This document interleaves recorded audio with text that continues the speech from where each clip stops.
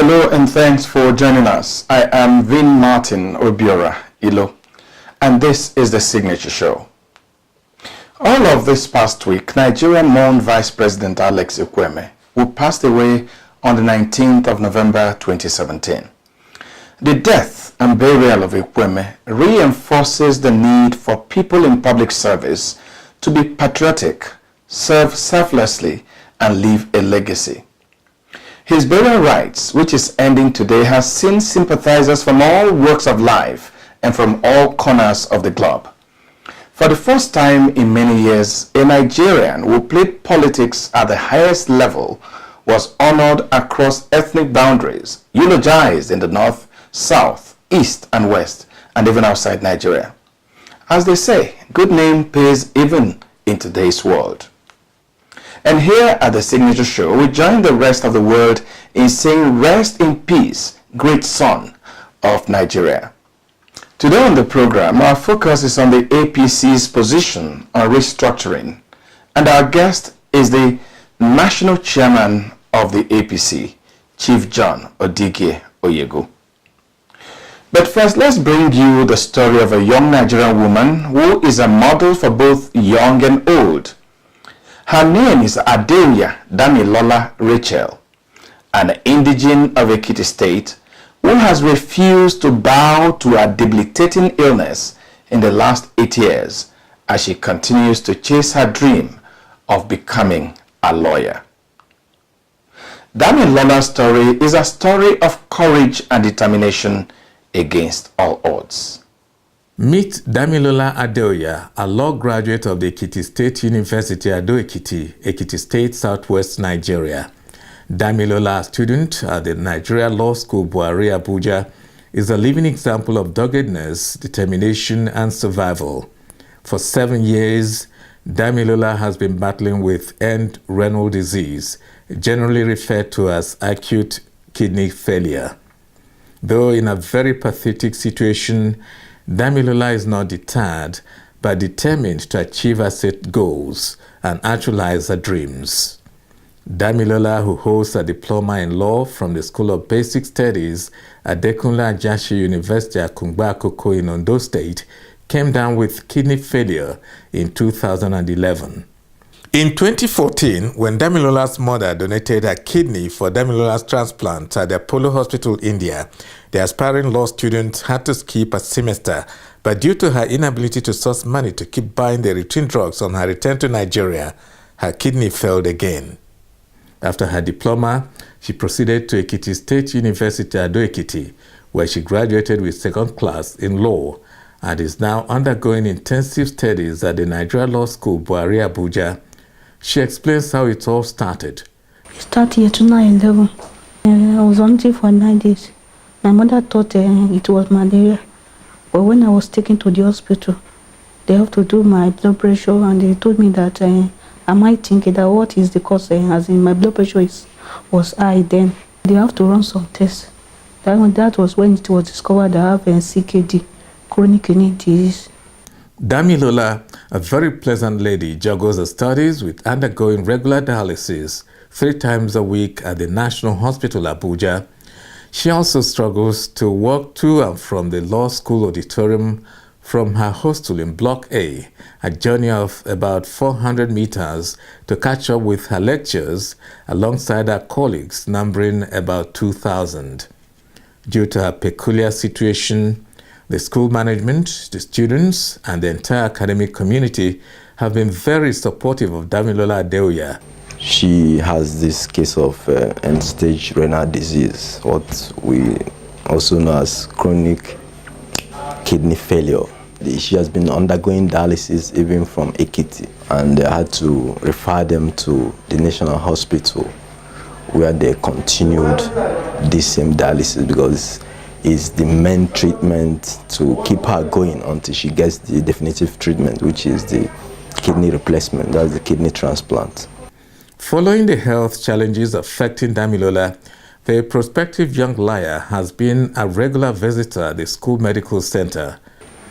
When she first came, I was of the opinion that this lady will not be able to cope with the stress and the voluminous work in school. But she's always saying no. She will cope. And every time you see her, you can see the confidence in her to forge ahead, to fight life. Fellow law students, many of who constituted themselves into friends of Dami, as Damilola Adeoya is fondly called in school, have been of tremendous assistance. We discovered that she has a medical condition. So the SRC, in doing our part as the apex body on campus, we did our possible best to inform the school authorities about her situation and take appropriate and adequate steps in ameliorating the situation. We took it up. We started talking to some of our friends that we know. We were able to raise money for her to go for her dialysis 3 times last week, and today she will be going for her dialysis again. Now, Damilola undergoes dialysis at the National Hospital Abuja 3 times a week, 12 times in a month, and spends on the average over 300,000 naira every month on dialysis and medicaments. And this she will continue to do until she is able to carry out a kidney transplant. If Damilola will continue to live and realize her dream of becoming a lawyer, she needs 10 million naira to enable her undergo a kidney transplant. Unfortunately, this young and determined Nigerian does not have such money and needs the support of Nigerians. For me to be alive today is just by God's grace. I'm looking for 10 million naira for the transplant. I want to appeal to the parastatals, the government, everybody, and especially those who have a daughter like me. They should come to my aid. I don't want to die. I'm still young and I'm a bright person. I want to become someone great in future and also be a source of hope to people. I want to source for funds from people. From all indications, Damilola is a determined and hardworking young woman, one of those with the future of Nigeria in their hands. It will be a great injustice and disservice to the nation and humanity if we let her dreams die. Obiorani, reporting for Signature Show.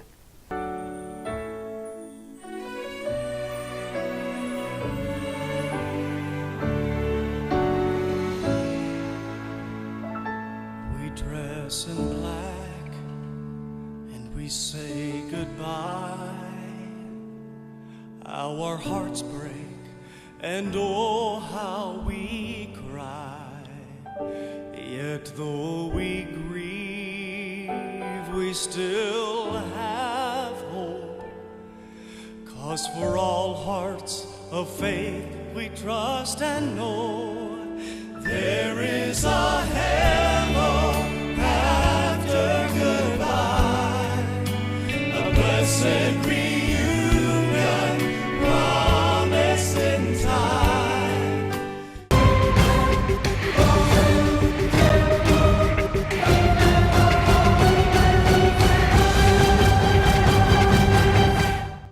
Okay, before we bring you the interview with Chief John Oyego, let's take this report.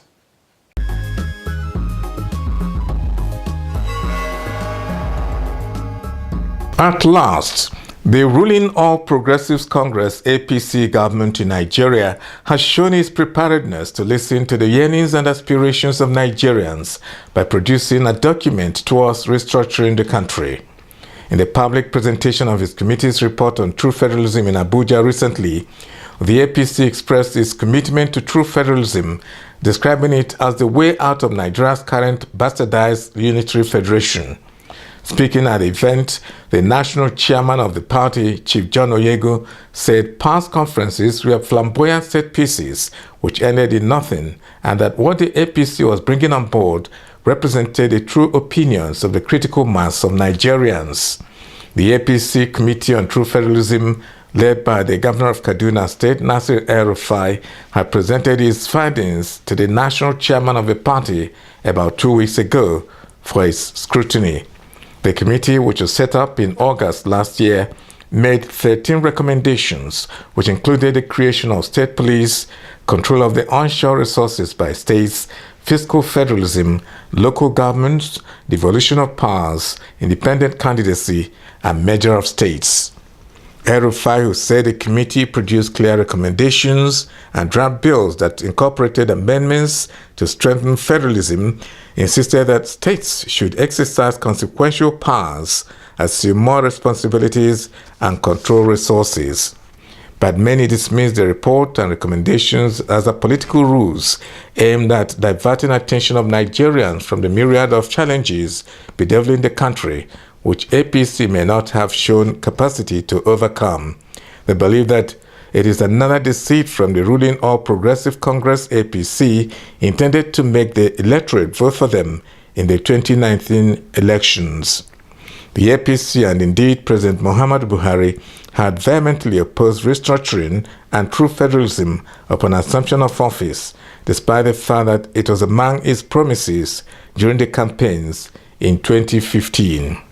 While the party's national chairman, John Oyegu, maintained that the APC recommendations will set the country on the path of correcting the misrepresented political structure, Nasir El-Rufai, who led the party's Committee on True Federalism, dismissed insinuations that his party is submitting to true federalism for political gains in 2019.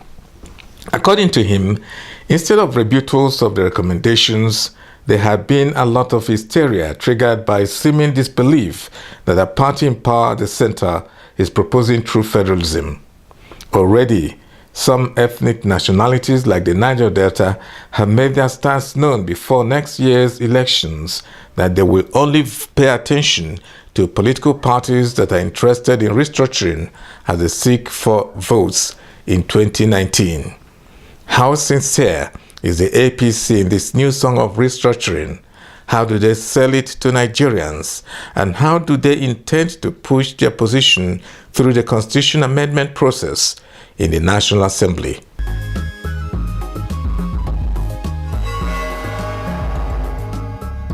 Thanks for joining us. With me is the National Chairman of APC, His Excellency John Oyegu. Mr. Chairman, you're welcome to our... Thank you. It's my pleasure, as usual.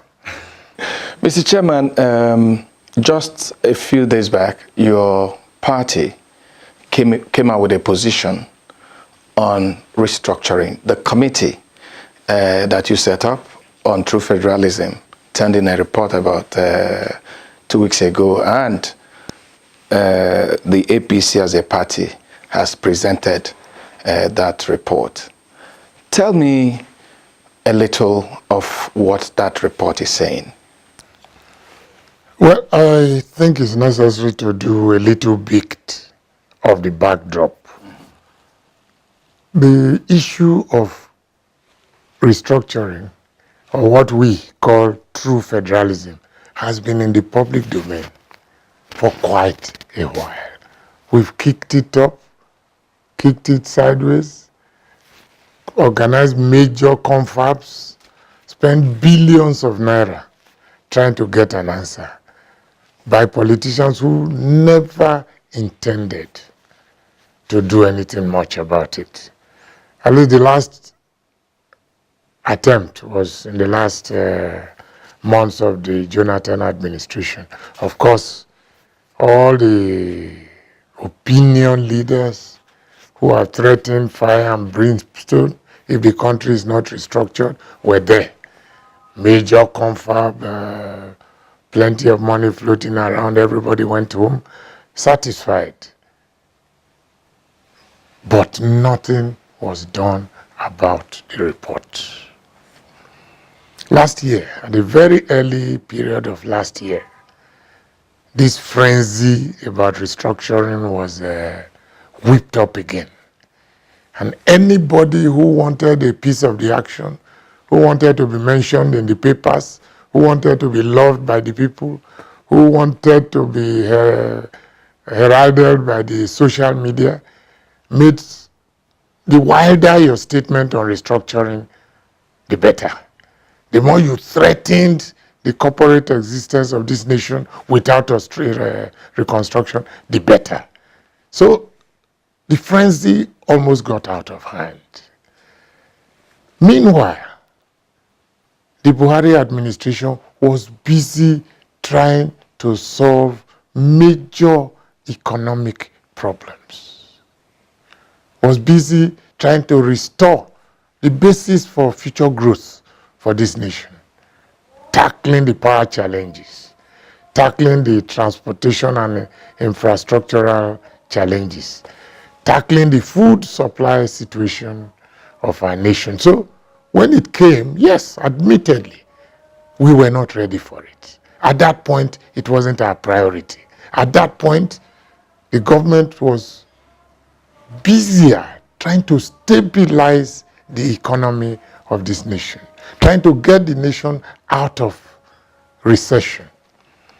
But to douse the arguments, to let people know that it isn't that we are not concerned about restoring true federalism to our nation, I had to call this group of fantastic men and women together, 27 odd. We started with 10, but we found the need to further expand to take in the fair proportion of the women, also to make sure that the youths were effectively represented, and we gave them the go-ahead to honestly distill the wishes of the people of this nation. This true federalism was a cardinal part of the manifesto with which we campaigned for office. But telling the world that you will go back to true federalism and detailing what it truly means and what it entails in terms of devolution, in terms of resource control, in terms of who controls security and to what extent, it's not something you just mouth. So we had to get this very, very crack team together to say, yes, we believe in true federalism, which other people call restructuring. Please go into we promised it to the Nigerian people. So we are not going to run away from it. We are not going to fight shy of it. Tell us in detail what it involves in terms of what needs to be done, in what areas, and who is responsible for carrying out whatever actions are needed to be carried out to give effect to whatever recommendations the party finally approves and the government also is willing to handle. And so we have arrived, fortunately, at this point with a report that has astonished even those who were the most strident apostles of restructure or else. You know, they always breathe fire and brimstone. The country will collapse. The country, our unity will be compromised and all of that. So today, we have presented to the Nigerian public what we think, our own distillation of what we believe in and what the Nigerian public truly wants. Okay, one of the high points of your speech at the presentation of that document was when you said that there's no question that where we are today is a bastardized federal structure, more or less a unitary system. What did you mean by that? Well, first, I apologize for the use of that word bastardized because a lot of social media particularly took it totally out of context and started applying it to all sorts of nepotism, ethnicity, and all that kind of thing. All I meant was that up till this point, because of the influence of the military had on Nigerian politics, we have been running a quasi-unitary system. I delete the word bastardize and take it back. We've been running a quasi unitary system. It was now time, something we believe in, to devolve power, to get power nearer to the people. That's one. Secondly, what good does it do? We are going to create 36 serious nodes of economic potential. So the federal government will not become the sole determinant of the pace at which the nation grows. The federal government will not become the sole determinant of employment possibilities in the nation. The federal government will not become the sole determinant, given the dispersed and the size of the country. In every village, in every hamlet, in every town, the economic prospects of those people. So the recommendation has been made in key areas that answers all the problems that to some extent have bedeviled our nation and the potentialities that we have in the key areas. Resource control. Recommendation, let each state be responsible, own, exploit, and do what they want with the resources, mineral resources within their terrain. That is what has been one of the... In fact, I told the committee never to use the word resource control because it is like a red flag. Yes. Once you say it, it is immediately misinterpreted in certain parts of the country. But okay, it was impossible to totally do without using those words. Devolution of powers was also addressed, and a list was given in the report of powers that needed to move from the exclusive list to the concurrent list. A delicate, untouchable, and still contentious area like security. State police was for the first time also broached in the report. Yes, the details still will have to be worked out, but first let us accept it as a policy that a state government that makes laws must also have the potentialities for having those laws enforced. And there are lots of other arguments for it. I don't want to go into all of that now. Okay. Okay, basically. Mr. Chairman, when you say that what the APC, the document APC has put together, is a representative of the opinions, the yearnings of the ordinary Nigerian, for some people, they want to know how you got the feelings, how you were able to get the opinions of Nigerians in, arriving at this document that you have. Taking cognizance of the fact that the APC refused to participate in the Jonathan National Conference because the APC, as at that time, claimed that it was not representative enough. How representative is it was political. So how representative is the group you put together of the entire feelings of the Nigerian people? Two things happened. The attempts of reference of this committee required them to go back into the record of all constitutional conferences we've held. Did that include the Jonathan Conference? It included all. There was no, the thing is clear. And look at all the recommendations that were made. So they had that already as resource material that they can refer to at any time.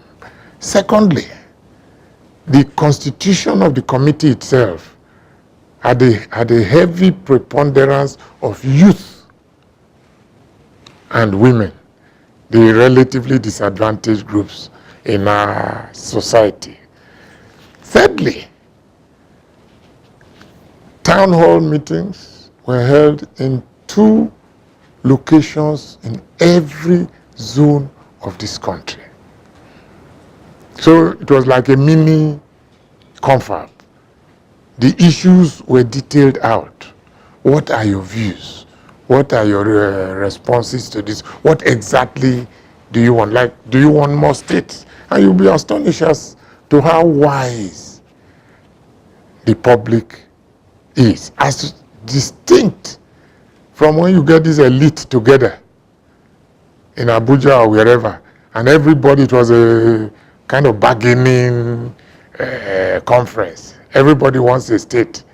So, okay, let's create some states here. You want a state, okay, in the spirit of compromise. You too, you have 2 states. The other, that is not a reasoned process. This time, the ordinary people had the opportunity to express their views. Do you want more states? And you'll be surprised at the kind of answers they give, and the fact that they recognize that the creation of more states does not make economic or even political sense, for that matter. Do you want the system of government change? Whoever has between a presidential system and a parliamentary system. And their views were clear that we should keep what we have. I don't agree with them, though I'm a proponent of the parliamentary system any day. But my personal views are of no account in matters that touch the life of the nation. Lastly, they had internet portals for any Nigerian who has a contribution to make. And Nigerians all over, internally those who couldn't attend the zonal town house meetings, Nigerians in the diaspora all contributed massively. And so all that happened is a distillation. If you look at the report, you will see charts that reflect the weight of opinion on different issues. And so it was easy. It was clear to know the minds of Nigerians. And the report they put together finally reflects the minds of Nigeria. Even to that isolated point of the east, southeast of the nation, wanting an extra state so they can be on equal terms. They even addressed that issue in this report. And they said quite candidly, look, it doesn't make sense to create more states. But if our brothers in the southeast want this, and we make them more committed to national cohesion, national unity, and remove this feeling of marginalization, that famous word, the rest of the nation, please let us consider letting them have this thing. So all the basic issues that create friction, problems within the polity were addressed and appropriate recommendations made. Okay, some people think that with this document, there will be more controversy than solving the problems. For instance, there's already attacks on the onshore-offshore dichotomy. And some people are saying, yes, because the North has all its God-given minerals within their state, it's easy for them to say, okay, let states control that. And then for states in the Niger Delta, for instance, who have most of their minerals offshore, they're saying that's the one you want the federal government to control. Are you not deepening, the divide in the offshore-onshore dichotomy? No, I don't think so at all. That is just one. When you also talk about reducing the number of states, bringing, collapsing some states or something like that. Two different issues you are raising. Yes. Two totally poles apart. The issue of onshore, offshore. Okay. There's only one state that is majorly affected, and that is Akwa Ibom State. And quite frankly, I've heard their point. I see that they have an argument because the process of adjustment will be drastic. And this kind of thing is going to lead to interim arrangements. It's going to lead to a more detailed look at how their anguish can be accommodated. So it's not an open and short document. What is important, and that is what we want to emphasize, that for decades, in fact, throughout the life of this nation, we have not managed, except in the unique case of the Midwest, the civilian governments have never managed to make fundamental changes to the political structure of the country. Everything has always been by military fiat. We are not claiming that what we have done now solves on a permanent basis and eternally all the possible structural problems. Tomorrow is another day. Conditions tomorrow may call for a re-examination of things we consider today are settled. So I appeal to the people is to say, take this as a massive and fundamental beginning. Let us give it the bipartisan and cross-state, cross-ethnic group support that it requires, because it meets the fundamental structural discordance, structural imbalance that has afflicted this country. Let this be a foundation. If other issues arise later, we deal with them as they come. No, so how about the position of the report on states and the local government? Yeah, that was the second point you made about agglomerating states. Look, I even when I studied the report, I asked questions and quite sensible answers. No, we are not compelling any group of states to come together. It is even, since some states, because it was part of the, particularly if I remember right, the southwestern parts of the country, they were thinking, oh, maybe they will have the old Southwest back. There were views expressed in that regard. And if the Constitution has provisions saying you can create more states, why can't the same Constitution have provisions saying that if two states want to come together in wedlock, why not?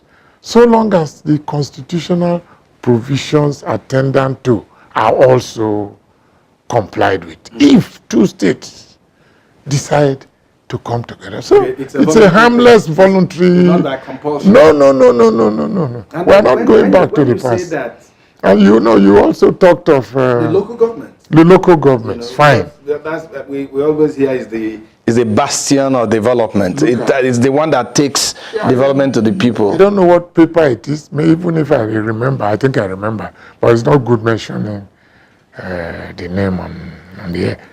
That with a screaming headline, APC abolishes local government. No such thing. So you cannot abolish local governments. What is the position of the APC? All we are saying is the culture of the man in Delta State, for example, culture of the man in Cross River State, culture of the man in Borno State, the Canaries, culture of the man in Sokoto State, Hausa Fulanis, not to talk of the Middle Belt, are different. Local government is supposed to serve the basic, very basic, at the basic level, fundamental interests of the man, the villager, the rural man. So you must give them a system that they understand, that they can relate with, they can comprehend. So it is fundamental. I've always felt like that.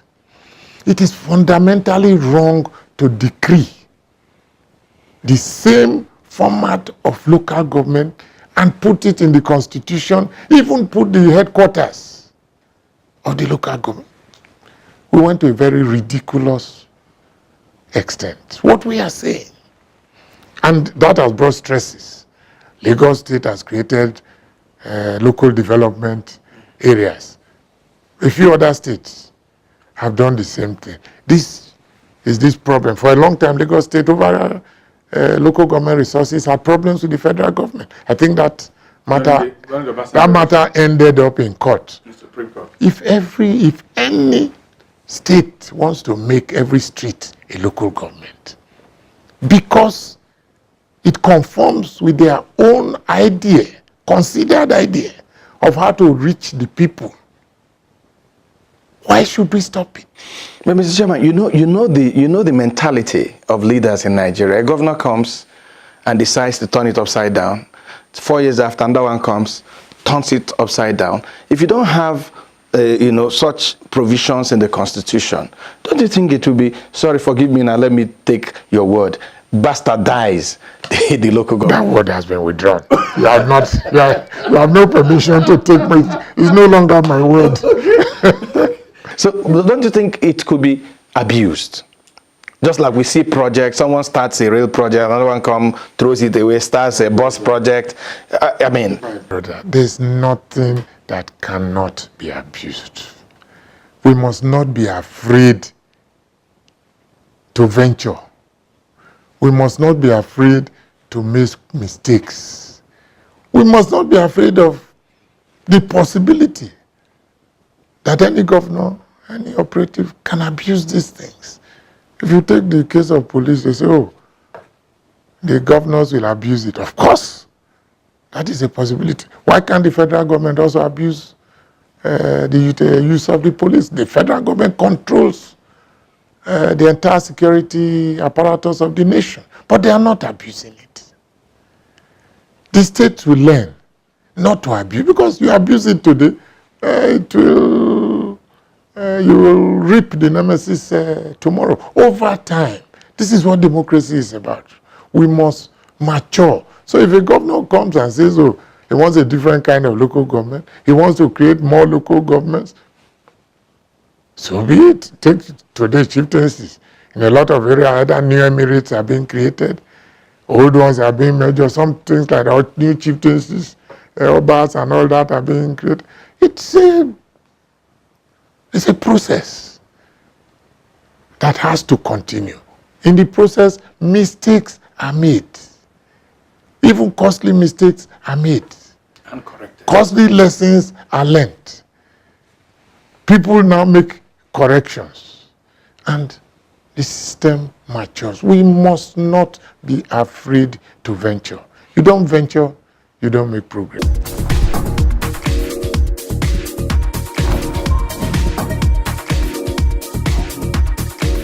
Anybody opposing restructuring is opposing the destiny of the next generation of this country. So if they have come up now that they accepted the restructuring as a party, it's a welcome development. It's not all about 2019. It's just the country himself. We need to restructure the country. Because if you look at what is happening from the past till the present now, what we want is just for us to change our attitude and probably move on. Over time, we've also seen so many of them. They will tell us something at inception, and when it gets to the peak of time, we still see different things. So I really don't think, or I don't know how sincere any move for restructuring will be now. They are just looking for a way to, for people to still vote them back in 2019, so they can still go back to their former way of the ruling. Just to tell Nigerians what they want to hear, not what they plan to do. Because if they plan to do something, they would have started from where Jonathan stopped. If there's any need that there will be a peaceful election in 2019, it's better they do the restructuring. There's election on the door. That's why they want to use some ways to convince the youth. And this tenure now, I mean this time around, it will be very hard for them to convince us because we already see what they have done for us. When you look at the way they had been going up and down and front with their policies, they had not been able to stand at a point. They were only pressured into setting up that committee, which actually had nothing to submit.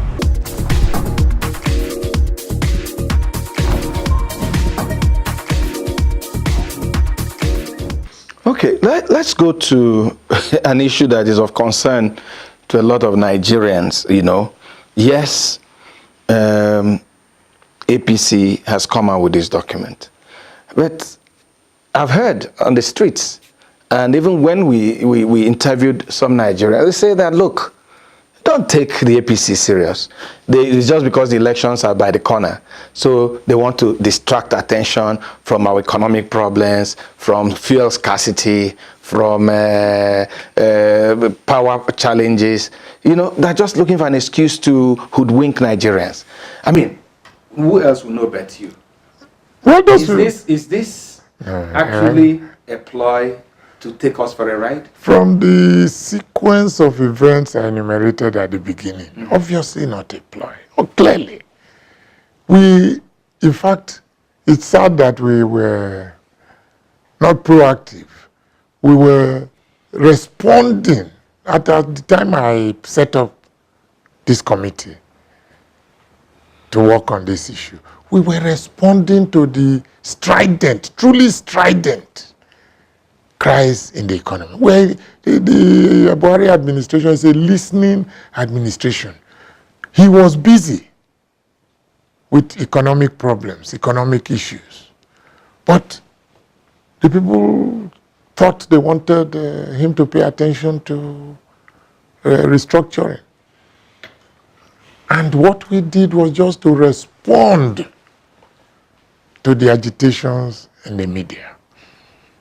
We are not gamblers. The APC is not a gambling party. We are serious about what we are doing.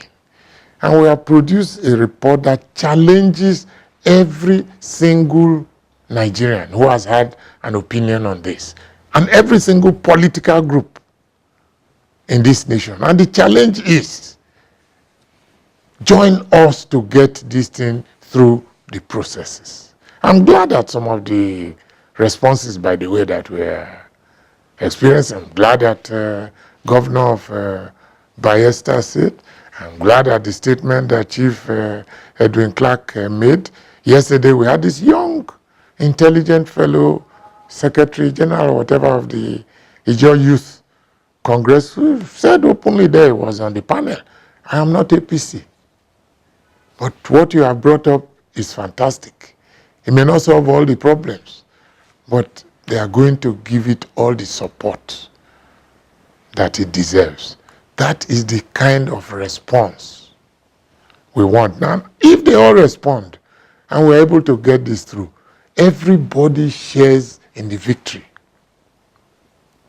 Everybody, all the political groups share in the victory. Definitely not the PDP that says that the APC, in their reaction to your report, that you're insincere. How can the APC say that they believe in restructuring when the chairman of the part of the committee sometime in 2017 said that APC did not promise restructuring? Governor El-Rufai. When you meet Governor El-Rufai, that's what the PDP has how they responded. That you cannot be sincere. Please, can you pass the message on to them that I will give them copies of our manifesto if they don't have access to those copies, and references to true federalism, devolution, including a specific mention of the police, are all there in our manifesto. So how can anybody make a statement of that nature? No, that's saying that El-Rufai, who is your chairman, had said that APC did not promise that. And now he's chairman and coming with a document. I don't know what El-Rufai said or did not say. What is important is we were elected on the basis of our manifesto, which was a promise, a kind of contract with the people of this nation. And in that contract was a promise of true federalism. Okay. Let's go to another worry. How is the presidency going to buy into this wonderful step that the APC as a party has come out with? And let me ask further. Did your committee work with people in the presidency? Are they going to buy into this project of restructuring? The committee was set up to do, if you want to reduce it, basically two things. In the light of what we promised to the people, as of today, what do they want? You have to, and the report is what we are all talking about today. Two, will the president buy in? I'm asking a question. I will ask you back. What party does the president belong to? He's leader of the APC. So he's privy to this document? No, of course. Not just, Well, all I can tell you at this stage is that the document was presented to him before it was even presented formally to me. Okay. Because that's a reassuring information. Because a lot of people have been wondering, now that the party has done that, how will but since you're giving us the impression that the presidency and the administration of... I don't know about presidency, president. Okay. Okay. That the president is aware of the document. That's fine. So we go to the next one. You have majority in the lower house and the upper house, the Senate and the House of Representatives. How do you want to push this through? Because according to our constitution, the only organ that can actually give effect to this document is the National Assembly. How do you intend, to push this through? I mean, taking cognizance of, forgive me, that members of the APC are always, getting out of line. How are you going to manage your members in the National Assembly so that they can see this as their party document that needs to be pushed through the National Assembly? All that is work in progress. When we finish at these levels, when government itself has formally, Mr. President and his team, formally had a look and decided what to move forward, we will now deal with the issue of the National Assembly. I have no doubt that on a matter like this, the APC members of both chambers will stand as one man. Not only that, it is a challenge to every Nigerian in the assembly. It will be a challenge for them to stand up and be counted. It will be an opportunity for us to find out who has just been talking gaseously and vacuously about restructuring. Those who have been threatening that this country will collapse if you don't restructure. It will be an opportunity for every Nigerian to be counted. Are you serious or are you not? Do you love your nation or do you not? So I expect in the National Assembly something close, it cannot be unanimous, something close to unanimity across party lines. And I want to know, were they consulted in the preparation of this document? No. We had all interests represented. Members of the National Assembly served on this committee. Oh, that's another reassuring information. Okay, how are you going to, because for this to succeed, you need a buy-in of people beyond the APC, all Nigerians. Are we going to see some reaching out from the APC to other political parties for them to understand what this document is all about and probably latch onto it? As at this moment, we are putting up a list of all key opinion leaders, molders in the nation, including civil society groups. We are going to address all of them. We're going to give them copies of this document, and we are going to appeal for their support. So that is something that is in progress. We are going to also expect support from all the political parties. We are not going to make this, yes, it is an APC document, but it is something the entire nation had debated ad nauseum. It is something the vocal opinion leaders of this country have said is vital to the coherence of this nation, to the survival of this nation, to the welding together of this nation. So I don't expect, unless everybody has just been living in cloud nine and all they were doing was just to score political points, I don't expect major opposition to the document.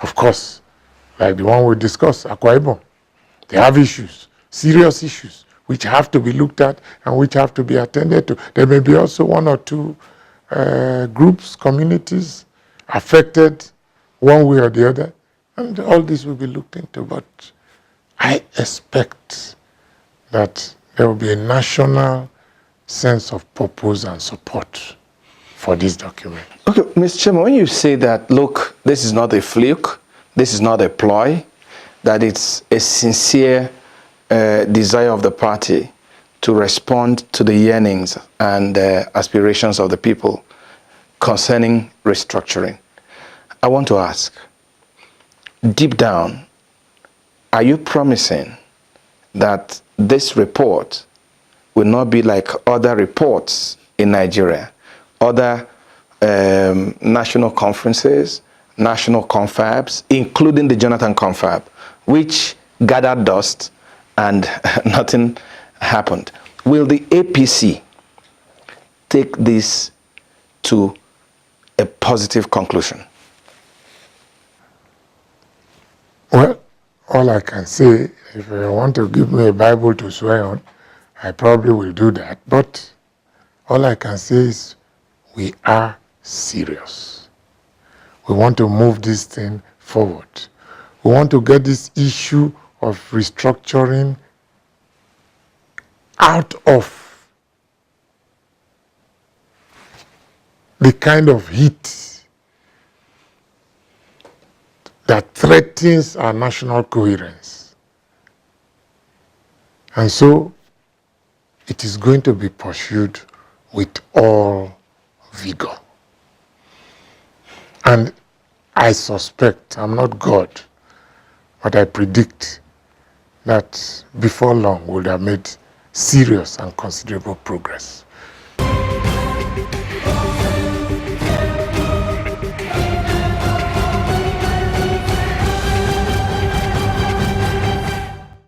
The national chairman of the ruling APC, Chief John Oyegude. And now let me share my thoughts with you. It is the Bible that says there is time for everything. A time to be born and a time to die. Dr. Alex Ekweme has come a full circle, and as good old Shakespeare said, life is a stage and Ekweme has played his part. And if what has been witnessed since his death is anything to go by, it means he played his part very well. The one-time vice president is in my thoughts this week. And we now bring you sights and sounds of his burial rites.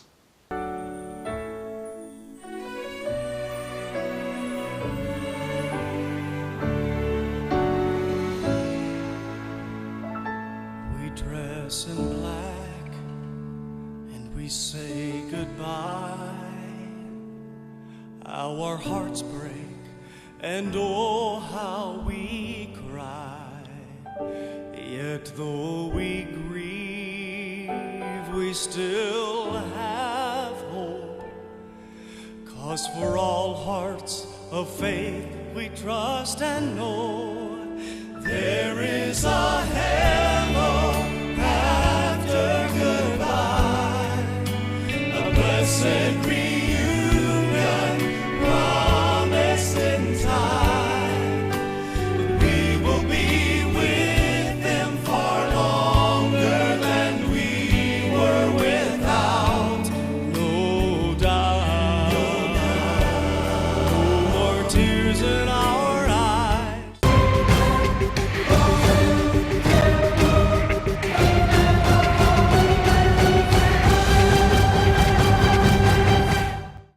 And that's how we draw the curtain on today's program.